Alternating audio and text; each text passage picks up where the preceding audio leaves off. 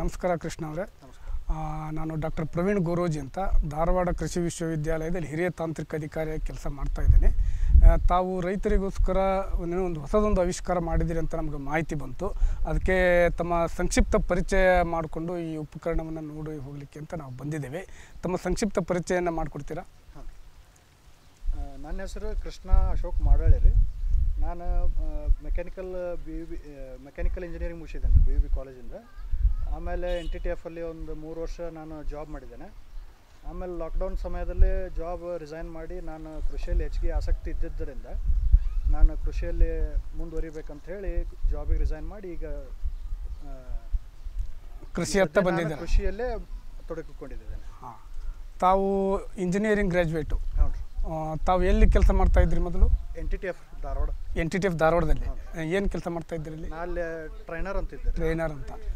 ಆ ಕೆಲಸವನ್ನು ಬಿಟ್ಟು ತಾವು ಕೃಷಿಯಲ್ಲೇ ಮುಂದುವರಿಬೇಕಂತ ಕೃಷಿಯನ್ನೇ ಮಾಡ್ತಾ ಇದ್ದೀರಿ. ಹೌದು. ತಮ್ಮ ಇದು ಕ್ಷೇತ್ರ ವ್ಯವಸಾಯದಲ್ಲಿ ಕ್ಷೇತ್ರ ತಮ್ಮದು ಎಷ್ಟು ಎಕರೆ ಇದೆ? ಏನು ಮಾಡ್ತಾ ನಮ್ಮದು ಒಂದು 25 ಎಕರೆ ಕ್ಷೇತ್ರ ಇದೆ. 25 ಎಕರೆ. ಯಾವ್ಯಾವ ಬೆಳೆಯನ್ನು ತಗೋತೀರಾ? ನಾವು ಈ ಸದ್ಯ ಹೆಸರು, ಕಡ್ಲಿ, ಕುಶಿಬೆ, ಗೋಧಿ, ಜೋಳ ಬೆಳೀತಾ ಇದ್ದೇವೆ. ಆಮೇಲೆ ಮೆಣಸಿನ್ಕಾಯಿ ಅದನ್ನು ಮಾಡ್ತೇವೆ. ಆಮೇಲೆ ತಾವು ರೈತರಿಗೋಸ್ಕರ ಏನೋ ಒಂದು ಆವಿಷ್ಕಾರ ಮಾಡಿದ್ದೀರಿ ಅಂತಂತೇಳಿ ಹೇಳಿದಿರಿ. ಸೊ ಅದು ಆವಿಷ್ಕಾರ ಅಂದರೆ ಏನು ಮಾಡಿದಿರಿ? ಅದರಿಂದ ರೈತರಿಗೆ ಲಾಭ ಏನು? ಈಗ ಸದ್ಯ ರೈತರು ಯಾವ ರೀತಿ ಮಾಡ್ತಾ ಇದ್ದಾರೆ, ಅಥವಾ ರೈತರಿಗೆ ನೀವು ಮಾಡಿದಂಥ ಒಂದು ಉಪಕರಣ ಅಥವಾ ಸ್ಪ್ರೇಯರ್ ಇರ್ಬೋದು, ಅದರಿಂದ ರೈತರಿಗೆ ಯಾವ ರೀತಿ ಲಾಭ ಆಗುತ್ತೆ, ಯಾವ ರೀತಿ ಉಳಿತಾಯ ಆಗುತ್ತೆ ಖರ್ಚಿನಲ್ಲಿ? ನಾನು ಮೊದಲು ಇಲ್ಲಿ ಇಂಜಿನಿಯರಿಂಗ್ ಜಾಬ್ ಅದು ಎಲ್ಲ ಬಿಟ್ಟು ಬಂದಿಂದ್ರೆ ಎಡಿ ಹೊಡಿಯೋದು, ಎಣ್ಣೆ ಹೊಡಿಯೋದು ಎಲ್ಲರೂ ಮ್ಯಾನ್ಯುವಲ್ ಮಾಡ್ತಿದ್ರು ಅವಾಗ. ಆಮೇಲೆ ಏನಾಯ್ತು ರೀ, ಸ್ವಲ್ಪ ಮಂದಿ ಟ್ರ್ಯಾಕ್ಟರ್ಗೆ ಸಣ್ಣ ಗಾಲಿ ತೊಗೊಂಡು ಅವಕ್ಕೆ ಟ್ರ್ಯಾಕ್ಟ್ರಿಗೆ ಜೋಡಿಸಿ ಅದರಲ್ಲಿದ್ದನ ಸ್ಪ್ರೇ ಮಾಡೋದು ಅಥವಾ ಎಡಿ ಹೊಡಿಯೋದು ಎಲ್ಲ ಮಾಡಾಕತ್ತಾರೆ. ಆಮ್ಯಾಗ ಅದು ಟ್ರ್ಯಾಕ್ಟ್ರಿಗೆ ಏನು ನಾವು ಗಾಲಿ ಹಾಕ್ತೀವಿ ರೀ, ಅದ್ರದ್ದು ಒಂದು ಸೆಟ್ ಅಂದ್ರೆ 4 ಗಾಲಿಗೆ ರೀ 80,000 90,000 ಹಿಂಗೆ ರೇಟ್ ಐತ್ರಿ ಅದು. ಅದು ಈಗ ಒಂದು ಮೀಡಿಯಮ್ ಸೈಜ್ ಫಾರ್ಮರ್ಸಿಗೆ ಏನು ಆಕೈತೆ ರೀ, ಒಂದು 20 ಎಕರೆ 25 ಎಕರೆ ಅಥವಾ 10 ಎಕರೆ ಇದ್ದವ್ರಿಗೆ ಏನು ಆಕೈತಿ, ಅದು ಭಾಳ ಕಾಸ್ಟ್ಲಿ ಆಕೈತೆ ರೀ. ಈಗ ಒಂದು ಟ್ರ್ಯಾಕ್ಟರ್ ತರಕ್ಕೆ ಒಂದು ಮಿನಿಮಮ್ 6 ಲಕ್ಷ ರೂಪಾಯಿ ಹಿಂಗೆ ಇದ್ದಾರೆ. ಅದಕ್ಕೆ ಮತ್ತು ನಾವು ಒಂದು ಈಗ ಗಾಲಿ ಸಪ್ರೇಟಾಗಿ 80,000 ಕೊಟ್ಟು ಗಾಲಿ ತಂದು ಅದಕ್ಕೆ ಜೋಡ್ಸೋಕೆ ಭಾಳ ಖರ್ಚಾಗತ್ತೆ. ಅದನ್ನು ನಾನು ತಲೆಯೊಳಗೆ ಇಟ್ಕೊಂಡು ಒಂದು ಲೋ ಕಾಸ್ಟ್ ಒಳಗೆ ನಾ ಏನಾದರೂ ಮಾಡ್ಬೇಕು ಅಂದ್ಕೊಂಡಿದ್ರೆ, ನಮ್ಮದು 25 ಎಕರೆಗೆ ನಮ್ಮದು ವರ್ಷ ಒಂದು ಬರೀ ಸ್ಪ್ರೇಯಿಂಗ್ ಅಥವಾ ಈಗ ಎಡೆ ಕುಂಟಿ ಹೊಡ್ಲಿಕ್ಕೆ ವರ್ಷಕ್ಕೆ ಒಂದು 50,000 ರೂಪಾಯಿ ಖರ್ಚಾಕೈತೆ ರೀ. ನನ್ನ ತಲೆಗೆ ಏನು ಬಂತು ರೀ, ವರ್ಷಕ್ಕೆ 50,000 ರೂಪಾಯಿ ಖರ್ಚಾಕೈತಿ, ಅದ 50,000 ರೂಪಾಯಿದಾಗ ನಾನೊಂದು ಗಾಡಿ ಯಾಕೆ ರೆಡಿ ಮಾಡಬಾರ್ದು ಅಂತ ಅಂದ್ಕೊಂಡೆ. ಅವಾಗ ಅಂದ್ಕೊಂಡಿದ್ದು ನನಗೆ ಐಡಿಯಾ ಬಂದಿತ್ತು, ಒಂದು ವೆಹಿಕಲ್ ಮಾಡ್ಬೇಕಂತೇಳಿ. ಅದ್ರಾಗ ನಾನು ಯೋಚನೆ ಮಾಡಿದ್ದೆ, 4 ಗಾಲಿದು ಮಾಡಿದ್ರೆ ಚಲೋ ಆಕೈತೋ, 3 ಗಾಲಿದು ಮಾಡಿದ್ರೆ ಚಲೋ ಆಕೈತೋ ಅಂತ ಹೇಳಿದ್ರೆ. 4 ಗಾಲಿವು ಮಾಡ್ಯಾರ ಇಲ್ಲಿ ಭಾಳ ಮಂದಿ. ಅದು ಚಲೋ ಐತ್ರಿ, ವರ್ಕ್ ಹಾಕೋ ಎಲ್ಲ ಕರೆಕ್ಟ್ ಐತಿ. ಆದ್ರೆ ಮ್ಯಾರ್ಯಾಗ ಹೊಳ್ಳಾಡುವಾಗ ಒಂದು ಸ್ವಲ್ಪ ಪ್ರಾಬ್ಲಮ್ ಆಕೈತೆ ರೀ. ನೆಕ್ಸ್ಟ್ ಸಾಲಿಗೆ ಹಚ್ಚುವಾಗ ನಮಗೆ ತೊಂದರೆ ಆಕೈತಿ. ಅದಕ್ಕೆ ನಾವೇನು ಮಾಡಿದ್ವಿ, 3 ಗಾಲಿದಾದ್ರೆ ನಮಗೆ ನೆಕ್ಸ್ಟ್ ಸಾಲಿಗೆ ಕರೆಕ್ಟ್ ಹೊಳ್ಳಿ ಎತ್ತಿನ ಗತೆ ಕರೆಕ್ಟ್ ಹೊಳ್ಳಿ ನಿಲ್ತೈತಿ. ಆಮ್ಯಾಗ ಲೈಟ್ ವೆಯ್ಟ್ನೂ ಐತ್ರಿ ಇದು. ಅದೇ ವಿಚಾರದಾಗ ನಾನು ಸೆಕೆಂಡ್ ಹ್ಯಾಂಡ್ ಯಾವಾರ ಸಿಗ್ತಾವನಂತ ನೋಡತ್ತಿದ್ದೆ. ಅವಾಗ ನನಗೆ ಉಡುಪಿ ಒಳಗೆ ಒಬ್ರದ್ದು ರೈಸ್ ಟ್ರಾನ್ಸ್ಪ್ಲಾಂಟರ್ದು ಮೆಷಿನ್ದು ಒಂದು ಇದು ಸಿಕ್ತು ಗಾಡಿ. ಅದನ್ನು ನಾನು ನೋಡಿದೆ, ಅದು ಮಾಡಿಫೈ ಮಾಡ್ಲಿಕ್ಕೆ ಬರ್ತತನ ಅಂಥೇಳಿ.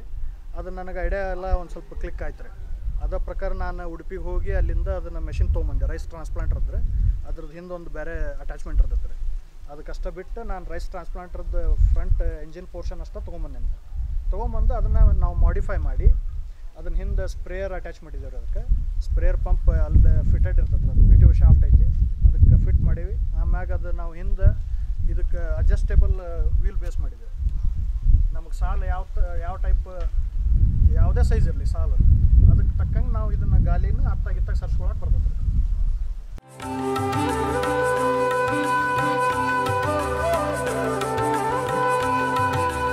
ಇದು ನೀರಿನ ಟ್ಯಾಂಕ್ ರೀ, ಸ್ಪ್ರೇ ಮಾಡಲಿಕ್ಕೆ 200 ಲೀಟರ್ ಕೆಪಾಸಿಟಿ ಐತಿ. HTP ಪಂಪ್ ರೀ ಇದು, ಸ್ಪ್ರೇ ಮಾಡ್ಲಿಕ್ಕೆ ಪಂಪ್ ಇದೆ. ಅದೆಲ್ಲ ಮೊದಲೇ ಜೋಡಿಸಿದ್ದೈತ್ರಿ. ಅದಕ್ಕೆ ರಿಟರ್ನ್ ಪೈಪ್ ಒಂದು ಕನೆಕ್ಟ್ ಮಾಡ್ಕೋಬೇಕ್ರಿ ನಾವು.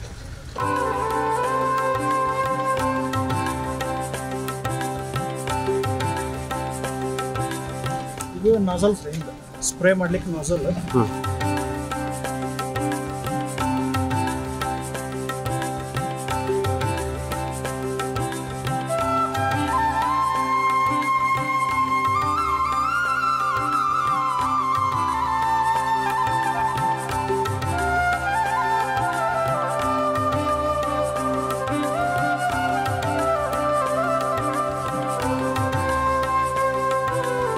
ನಾಜಲಿನ ಪೈಪ್ ರೀ HDP ಪಂಪಿಗೆ ಕನೆಕ್ಟ್ ಮಾಡ್ಬೇಕು.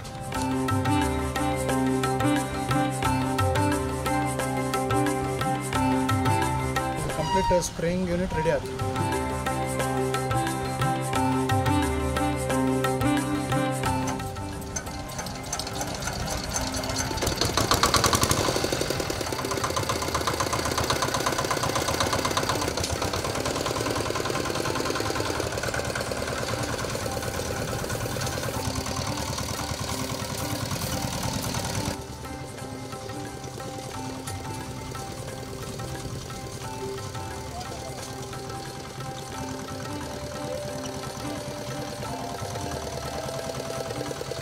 ಆಮ್ಯಾಗ ನಮಗೀಗ ಏನಾಕೈತೆ ರೀ, ಈಗ ಎಡಿ ಹೊಡಿಬೇಕಾದ್ರೆ ಎಕರೆಗೆ ಒಂದು ಕಡಿಮೆ ಅಂದರೂ 500 ರೂಪಾಯಿ ತೊಗೊತಾರೆ. ಎಕರೆಗೆ ಈ ಗಳೆದವ್ರು ಹೊಡಿತಾರಂದ್ರೆ 500 ರೂಪಾಯಿ ಮಿನಿಮಮ್ ತೊಗೊತಾರೆ. ಅದಕ್ಕೆ ನಾವು ಈಗ ಇದರಲ್ಲೇ ಆದ್ರೆ ಏನಾಕೈತೆ ರೀ, ನಾವು ಸ್ವಂತ ಮಾಡೋದ್ರಿಂದ ನಾವು ಆಳಿಂದ ಖರ್ಚು ಅಷ್ಟೇ ಕೊಡ್ಬೇಕಾಕತ್ರಿ. ಆಮ್ಯಾಗ ಡೀಸೆಲ್ ಏನೈತೆ ರೀ, ಬೆಳಗ್ಗಿದ್ದ ಸಾಯಂಕಾಲ ಮಟ್ಟ ಹೊಡೆದ್ರು ಒಂದು 400 ರೂಪಾಯಿ ಡೀಸೆಲ್ ಹೋಗ್ತೈತೆ ರೀ. ಅಷ್ಟು ಡೀಸೆಲ್ ಒಳಗೆ ನಮ್ದು ಒಂದು ಮಿನಿಮಮ್ ಒಂದು 8 ಎಕರೆ ಹೊಲ ಎಡಿ ಹೊಡಿಬೋದು ರೀ ನಾವು. ಒಂದು ಎಕರೆಗೆ ಎಷ್ಟು ಡೀಸೆಲ್ ಹೋಗುತ್ತೆ?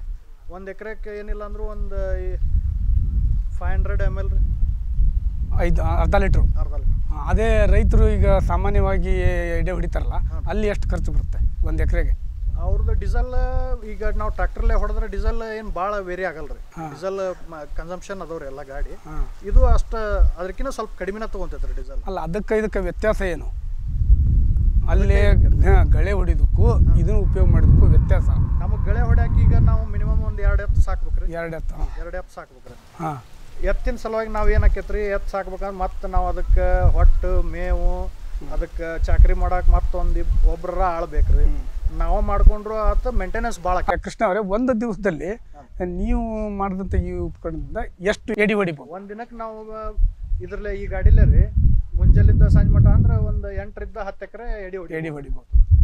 ಅದು ಮೆಣಸಿನ ಪಟ್ಟಿ ಇರ್ಬೋದು ಅಥವಾ ಕೋದಾಳದ ಅಂತಾರೆ ನಮ್ಮ ಸೈಡ್, ಆ ಟೈಪ್ ಇರ್ಬೋದು, ಇಲ್ಲ ಮುಗ್ಗೂರಿಗೆ ಅಂತಾರ. ಅಂದ್ರೆ 8 ಎಕರೆ ಹೊಡಿಲಿಕ್ಕೆ 4 ಲೀಟರ್ ಡೀಸೆಲ್ ಸಾಕು. ಹಾಂ ರೀ, 4 ಲೀಟರ್ 4 ಲೀಟರ್ನಲ್ಲಿ 8 ಎಕರೆ ಎಡಿ ಹೊಡಿಬೋದು. ಆಮೇಲೆ ಕೃಷ್ಣ ಅವ್ರು ಇನ್ನೊಂದು ಹೇಳಿದ್ರು, ತಾವೇನೋ ಸ್ಪ್ರೇಯರನ್ನು ಇದರಿಂದ ಮಾಡ್ಬೋದು. ಕೀಟನಾಶಕ ಸಿಂಪಡಣೆ ಮಾಡಲಿಕ್ಕೆ ಸಾಮಾನ್ಯವಾಗಿ ರೈತರು ಆ ಸ್ಪ್ರೇಯರನ್ನು ಯೂಸ್ ಮಾಡ್ತಾರೆ. ಅದರಿಂದ ಬಂದು ಆ ಲೇಬರ್ ಪೇಮೆಂಟನ್ನು ಕೊಡಬೇಕು ಬಾಳಿಂದು. ಜೊತೆಗೆ ನಾವು ಇದ್ರದ್ದೇನು ಕೀಟನಾಶಕ ಹೊಡಿಯೋದಕ್ಕೆ ಇದನ್ನು ಮಾಡಬೇಕು. ಅನೇಕ ಸಮಯನೂ ಭಾಳಷ್ಟು ತೊಗೋತದೆ. ಸೊ ತಾವು ಮಾಡಿದಂಥ ಉಪಕರಣದಿಂದ 1 ಎಕರೆ ಹೊಲದಕ್ಕೆ ನಾವು ಸ್ಪ್ರೇ ಮಾಡಲಿಕ್ಕೆ ಎಷ್ಟು ಖರ್ಚು ಬರುತ್ತೆ, ಎಷ್ಟು ಸಮಯ ತಗೊಳುತ್ತೆ? ನಾವು ಇದ್ರ ಮೊದಲು ನಾನು ಏನು ಮಾಡ್ತಿದ್ದೆ ರೀ, ಹಿಂದೆ ದುಬ್ಬಕ್ಕೆ ಹಾಕೊಂಡು ಹೊಡಿತಿದ್ರು ಸ್ಪ್ರೇ. ಹೌದು, ಅದರಲ್ಲೇ ನಾವು ಸ್ಪ್ರೇ ಮಾಡ್ತಿದ್ವಿ ಎಲ್ಲ ಗಿಡಕ್ಕೂ. ಆಮ್ಯಾಗ ನನಗೆ ಅದು ಇಲ್ಲೆಲ್ಲ ಭಾಳ ಪೇನ್ ಆಗಕತ್ರಿ.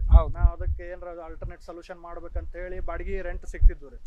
ರೆಂಟ್ ಕೊಟ್ಟು ನಾವು ಹೊಡಿಸ್ತಿದ್ವಿ.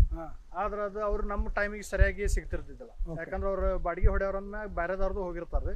ನಮ್ದು ಪಾಳೆ ಬರೋದ್ರೊಳಗೆ ನಮ್ದು ಮಳೆಯಾರ ಹತ್ತಿರ್ತಿತ್ತು. ಇಲ್ಲ ಅಂತಂದ್ರೆ ಅದು ಹೊಲದಾಗ ಹೋಗಾಕ್ ಬರಲ್ದಂಗೆ ಗಿಡ